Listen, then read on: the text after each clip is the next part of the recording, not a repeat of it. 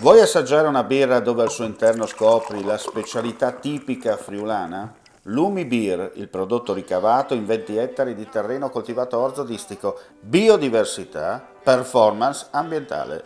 Lumi Beer nelle sue 5 versioni disponibili, 4 per consumo veloce e dissetante e la versione Magnum per intenditori. Lumi Beer si abbina a qualsiasi palato. Lumi Beer è un prodotto esclusivo Azienda Agricola Pancera, il buon seme, i buoni frutti.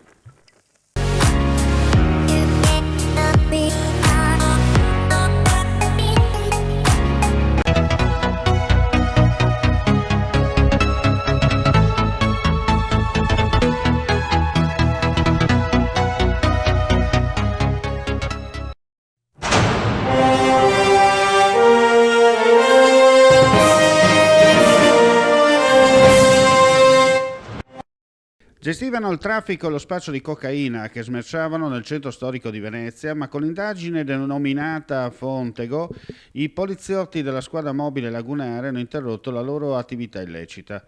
Questa mattina più di 100 poliziotti delle squadre mobili del distretto Veneto, coordinate dal Servizio Centrale Operativo, hanno arrestato 13 persone appartenenti al gruppo criminale.